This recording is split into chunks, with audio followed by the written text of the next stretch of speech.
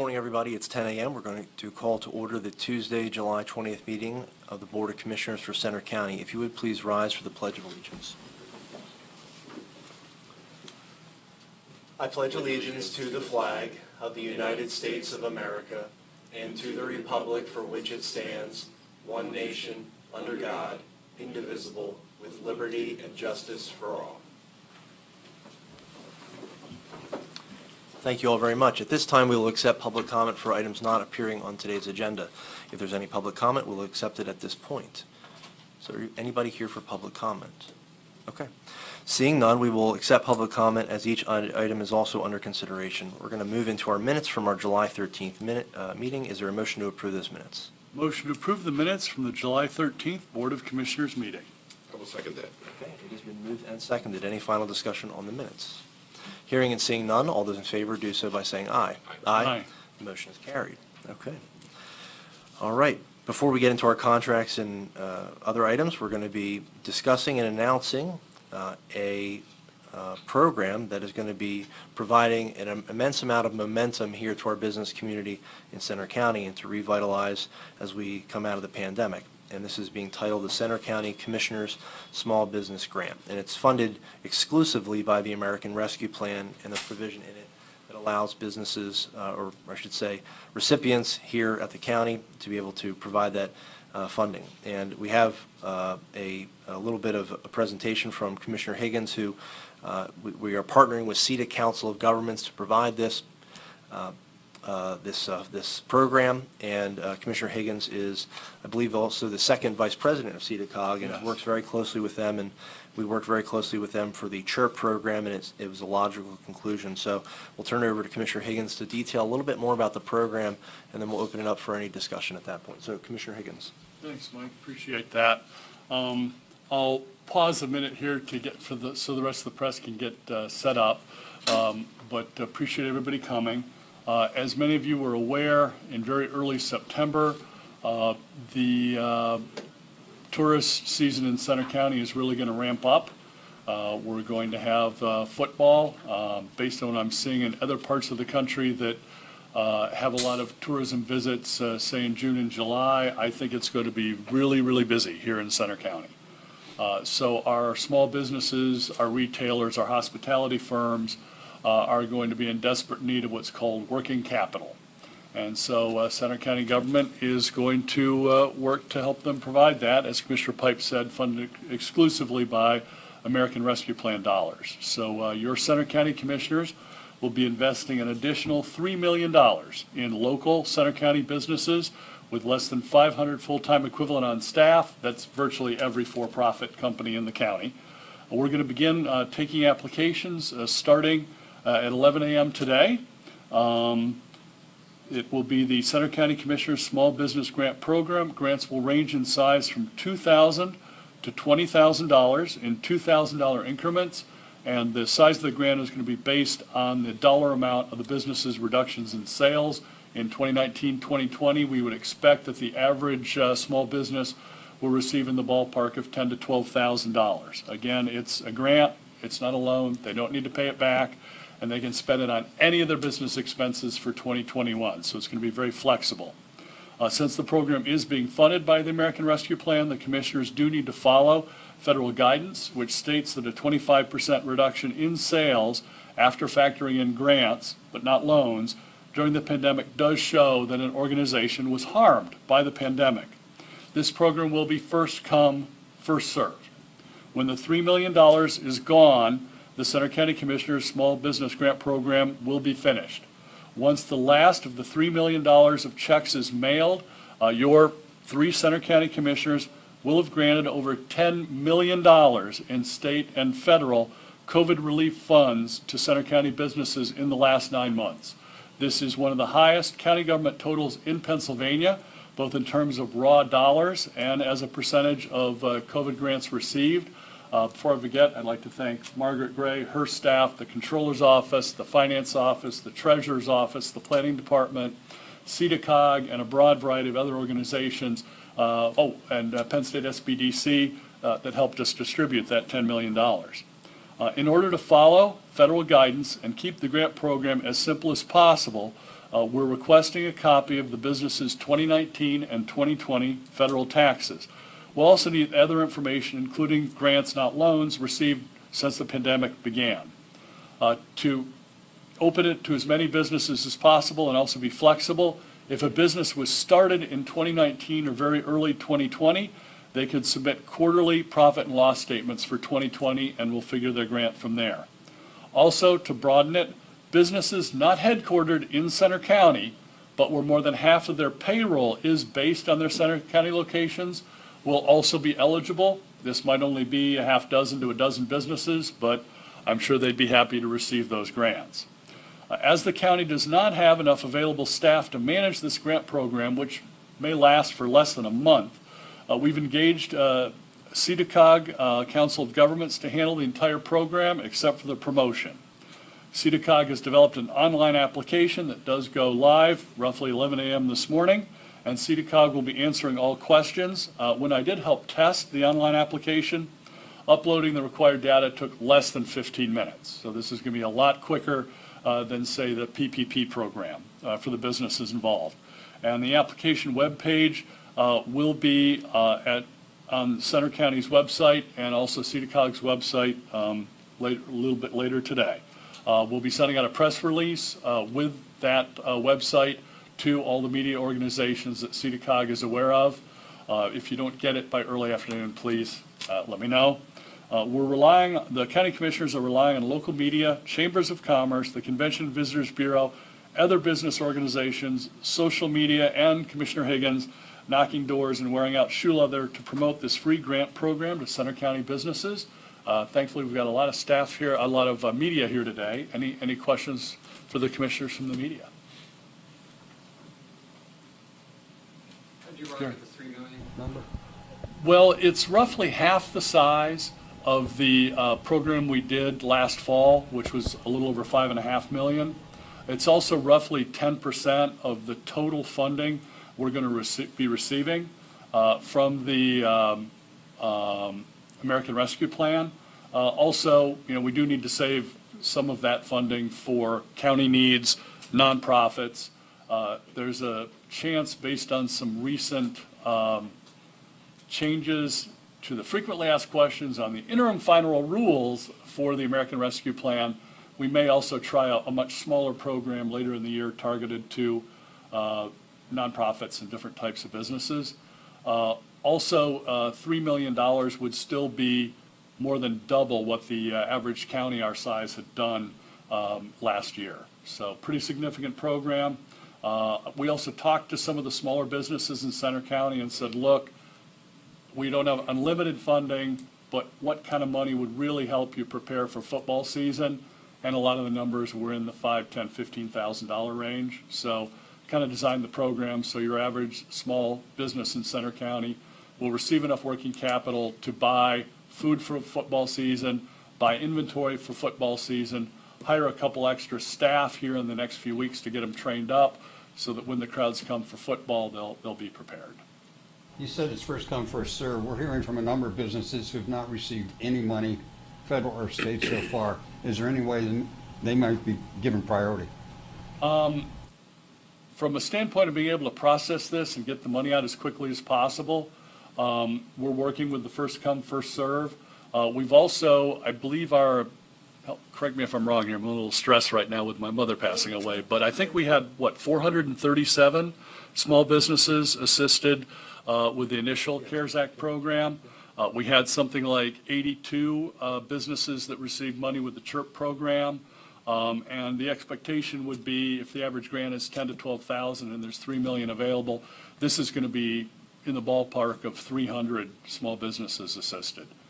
So it'll be a substantial fraction of businesses in Center County. And it is open to all businesses, not just hospitality or lodging, retail, manufacturing. There is a recognition, Gary, that the business is focused, they've got to make this determination whether or not they take time away from their business at 2 a.m., 3 a.m. at night to apply for grants, when if they just make the decision, well, let's just, do the business, let's just do what we need to do there. And so I think what we're saying here is, as Commissioner Higgins said, relatively short amount of time to apply. Even if they haven't applied for any other grants at a federal, state, local level, this should be something that, again, in 15, 30 minutes, they should have the documents available. And again, to go to Commissioner Higgins' point, very simple, very direct. So we do recognize that there are businesses out there that haven't received any money as of yet, but this should be one of the most streamlined processes they'll go through in terms of pandemic relief for businesses. Those receiving money, is there any time limit on when that money has to be spent, end of the year, or anything like that? Just by the end of 2021, you can spend it on any business expense you have. You just can't directly spend that money to acquire another business. That's a federal rule. So super flexible. I know the PPP was a lifesaver to a lot of businesses, but there were a lot of strings on that money. Almost no strings on this. You say you spent it on business expenses. You have records to, if we gave you a $12,000 grant, you have records to show you spent at least $12,000 in business expenses in 2021, you're good. Trying to keep it really simple, really quick. And we did have, I think, roughly a half dozen businesses reach out to us and say, hey, we missed the PPP program, we missed the Commissioner's CARES Act program back last fall, so they'll be getting an email here in the next 24 hours saying, hey, this program's open, here's the link. If you didn't see it on news media, in the newspaper, on the television, on social media, go here, apply. If your taxes are done, it's 15 minutes at most, really. Final question, what's the total American Rescue that the county's receiving? What? 31 million. 31 million. We got half a few weeks ago. We'll get another half next year. Sure. Thanks. Sure. Any other questions? Okay. Okay. So again, 11 a.m. We've got 48 minutes until it goes live, and the broadest in terms of who can apply the broadest categories. CHIRP had limits. The CRBG program had limits. This one is the broadest. And so, yeah, we again, appreciate, Mark, you as well, all of your work on this, okay? Thanks, Mike. Absolutely, yeah. I had a lot of support, though, from my Absolutely. other commissioners. Margaret Gray was working on this thing until sometimes, I think, 1 in the morning. I was getting emails from her. And same thing at CEDACOG. They learned a new type of computer software in a couple of days. People were skipping vacations. So again, appreciate everybody's hard work on this. I know a lot of our small businesses could use that extra 10 or 12 grand right now. And again, grant, don't have to pay it back, super flexible, spend it on any business expense you want except for directly spending the money to acquire another company. But great questions, Gary. Thank you very much. Okay. All right. And we're not going to be taking any action today. We will have a final executed contract in the coming days with CEDA Council of Governments. We wanted to get this money or the application out there. We're finalizing that and look forward to seeing that on a future agenda. So, okay. So with that, we are going to be moving into our contracts and authorizations. And at this time, we will be turning towards an adult services item. We have Faith Ryan with us to discuss a letter of commitment. Good morning, Faith. I would say the podium if you'd Podium? like to. Okay. This is my first time seeing you in a while. Oh, Nice yeah, to see you. absolutely. It's good to see you. And your faces as well. So thank you for having me. Today I just have a letter of commitment to the Pennsylvania Housing Finance Agency, or PHFA, for the $16,000 we were recently granted in FAIR Marcellus Shale Impact Dollars. This is our fifth cycle or fifth round for FAIR rental assistance. I will say, and I want to make sure this is on record, it was actually a surprise to us to receive this. PHFA had actually pulled all applications from a specific category in which we had applied from probably in the earlier part of this year because of all of the rental assistance money we've received as a part of the COVID stimulus package and now, of course, the American Rescue Plan.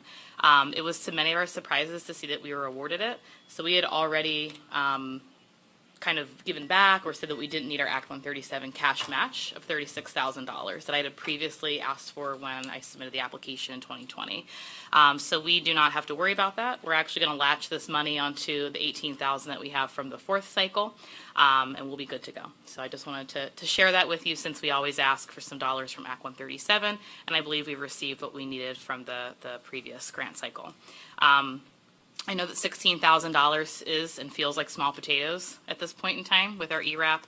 But what we try to do with that program, as well as our rental and mortgage assistance program, is have it available for crisis, high-need situations, or oftentimes security deposits. We know that our ERAP program is highly utilized, and I won't spend a lot of time on that, but we've hit 1,300 applications totally received since March. We've put $1.2 million out into the community. And it's been a lot of work. We're growing our staff, and I know it doesn't feel like it's moving very fast for some people, but I promise it's happening.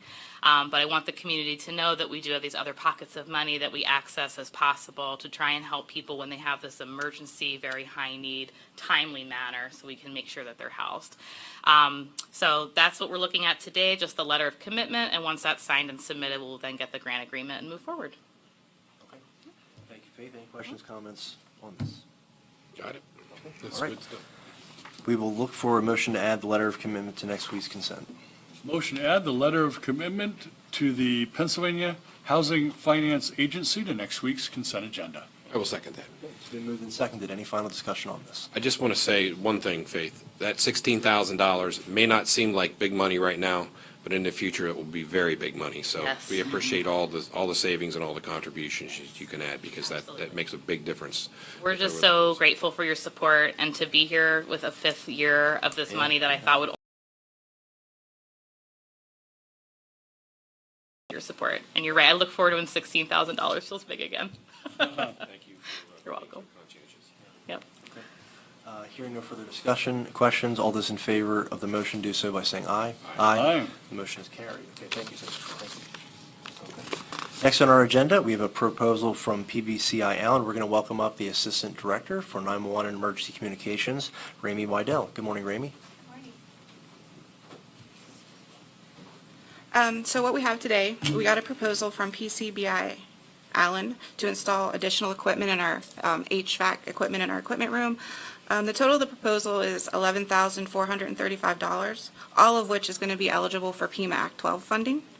A little backstory with that, as you know, Next Generation 911 is coming, which is going to add more equipment to our equipment room.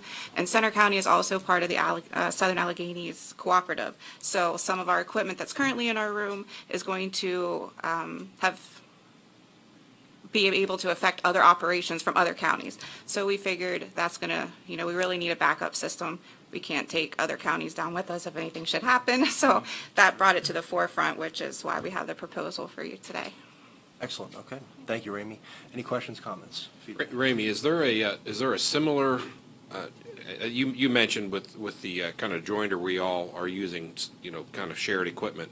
Is there the same enthusiasm from the other counties to make sure that they are taking the proper precautions to make sure? From the that- meetings that I've been in, we actually have one this week, it does seem like they're all trying to take the same action because we are going to be so interconnected that we can affect each other pretty quickly. Don't keep us Yeah. appraised if that situation changes. because Definitely, that's yeah. something I think we need to be aware of. Right, definitely. Thank you. Okay. Any other questions, comments? Sounds good. That electronics equipment can put off a lot of heat. Absolutely. Yeah. No, it's a good backup. Thank you, Ramey. We'll look for a motion then. Motion to add the proposal from PBCI Allen to next week's consent agenda. I'll second that. Okay, it's been moved and seconded. Any final discussion? Hearing none, all in favor say aye. Aye. The motion has carried. Okay, thank you again, Ramey. Thank you. Appreciate it, thank you. And next, we're going to welcome up Warden Shell to discuss an intergovernmental housing agreement with one of our partner counties. Good morning, Warden. Good morning, everyone. Coming here to the board today for an intergovernmental housing agreement with Potter County. Per diem is $65 per day. The contract will start July 1st of 2021 and continue to December 31st of 2023. Okay, thank you, Warden. Any other questions or comments on this? We know we have many of these with other counties, but anything we'd want to discuss today? Is Potter County going to be a light or heavy user of our facility, do you reckon? Probably a light user right now, probably females. That's what they're having trouble with right now, their female housing. So, Glad we can help. We look for a motion then. Motion to add the agreement with Potter County to next week's consent agenda. Second. All right, it's been moved and seconded. Any final discussion? Hearing and seeing none, all those in favor do so by saying aye. Aye. The motion is carried. Thank you, Warden. all right, thank you. Thanks, Chris. All right, we're going to welcome up Chad Joyce to discuss a quote from Qualtrics. Morning, Chad. Good morning. Today I have a quote or a contract renewal with Qualtrics. Qualtrics is a data collection software that's going to be used for the Center County Commissioners' small business grant applications. Contract total is $5,000, and it will run from August 7th, 2021 to August 6th, 2022. Thank you, Chad. Any questions for Chad? Comments? No, thanks for getting that paperwork through so we could keep moving. Hearing no other comments, is there a motion? Motion to add the quote from Qualtrics to next week's consent agenda. Second. All right, it has been moved and seconded. Any final discussion?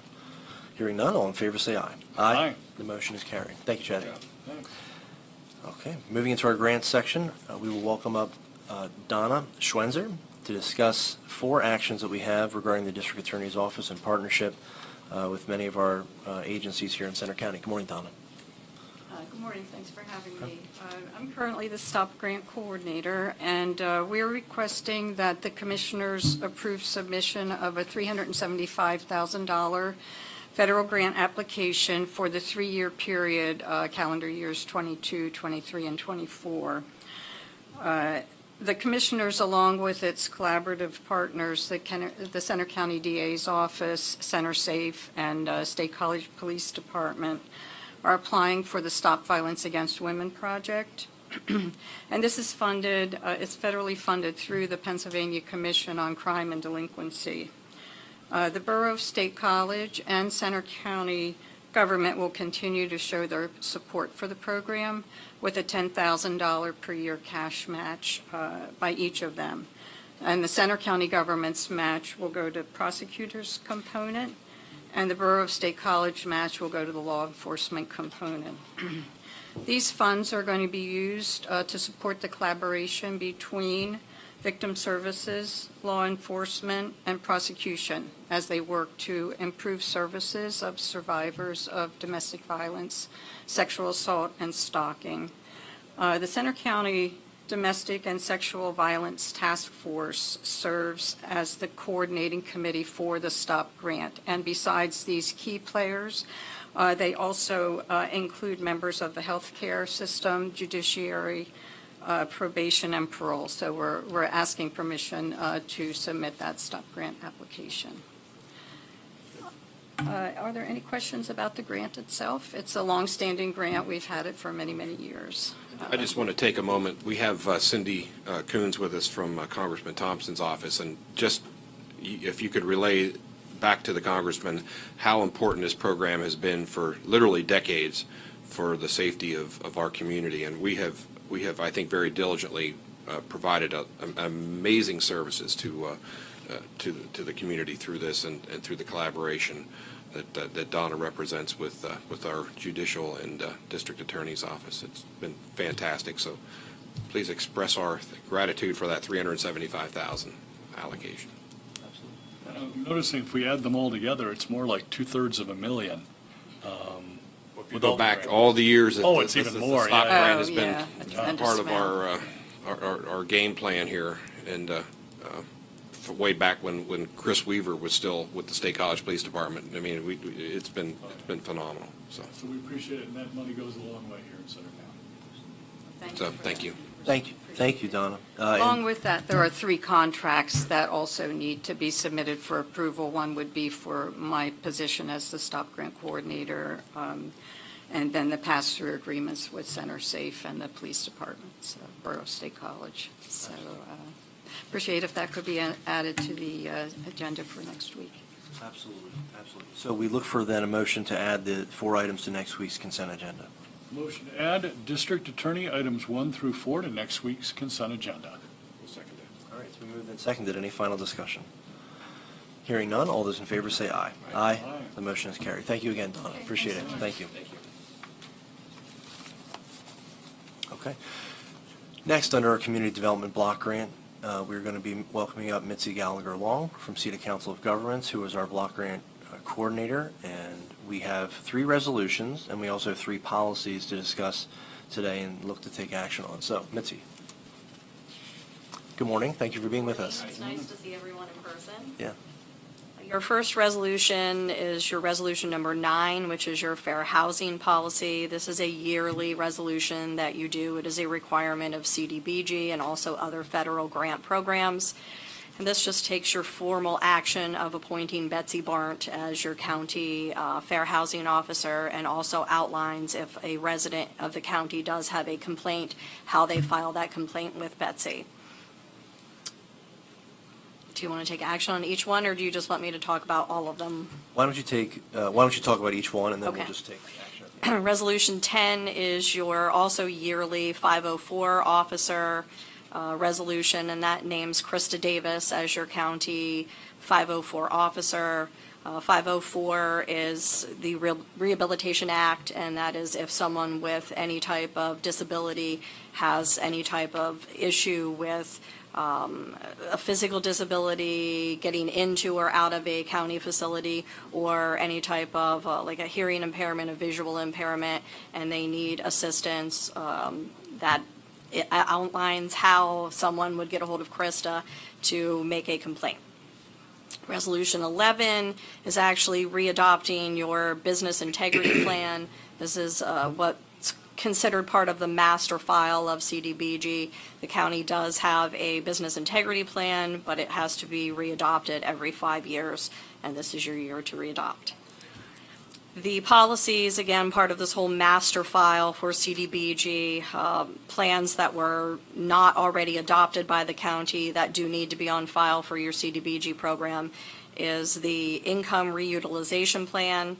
And this basically just outlines that if the county profits off of a CDBG project over $35,000, that money has to be set aside in a separate account and then go through the citizen participation process to get a project to use this money on. The financial management plan is a process for approving invoices. So even though CEDACOG does your IDIS, it's that the elected officials have to go through a process, which you do, to approve your invoices. And then lastly is the procurement policy, and that is outlining that for all CDBG projects, the county must adhere to federal procurement, which is a sealed bid process, and it outlines the threshold of dollars to be able to do that. That is everything. Thank you, Mitzi. Any questions on any of the resolutions or policies that were just outlined by Mitzi? Okay. All right. So we look for a motion to approve. Let's do the resolutions first, number 9, 10, and 11 of 2011, to next week's consent agenda. All right. Motion to add resolutions number 9, 10, and 11 to next week's consent agenda. I will second that. It's been moved and seconded. Any final discussion? Actually, one more time, again, I think the Community Development Block Grant Program is funded by our federal tax dollars, and it's another one of those opportunities for us to say how important and how meaningful and impactful it is to our communities. Absolutely. So, just want to press that back to the congressman as well, so, thank you. A lot of our rural communities would not have functional water or sewer systems. without Many of this them type would not. This has been, and particularly, not only our allocation, but also the competitive grants that we've been able to procure over the years have been substantial. Well said. Thank you, Commissioner. Hearing no further discussion, all those in favor say aye. Aye. Okay. And then for our policies, is there a motion to approve those, motion to move those three to next week's consent agenda? Motion to move the Community Development Block Grant items 1 through 3 to next week's consent agenda. Second. It has been moved and seconded. Any final discussion on that? Hearing none, all in favor say aye. Aye. Aye. The motion is carried. Okay. All right. Thank you again, Missy. Appreciate it. We have our consent agenda. Is there a motion to approve it? This week's consent agenda. Second. All right. Been moved and seconded. Any final discussion? Hearing none, all in favor say aye. Aye. Aye. The motion has carried. All right. We have no ABCs to discuss today, no letters of support, but we do want to again recognize the local transportation project funding program schedule, and we received the presentation on this last week. Do we have any questions or feedback on the schedule? And if not, we look for a motion to approve. But any questions? Okay, we're hearing none. Is there a motion to approve the 2021 program schedule? Motion to approve the 2021 Local Transportation Project Funding Program Schedule. I will second that. Okay, it's been moved and seconded. Any final discussion on that? Hearing none, all in favor say aye. Aye. Aye. Motion is carried. Okay. All right, and so we have one discussion item that we do need to add to the agenda as an update, so we'll turn it over to Margaret for a little bit of information on that. Yes, thank you very much.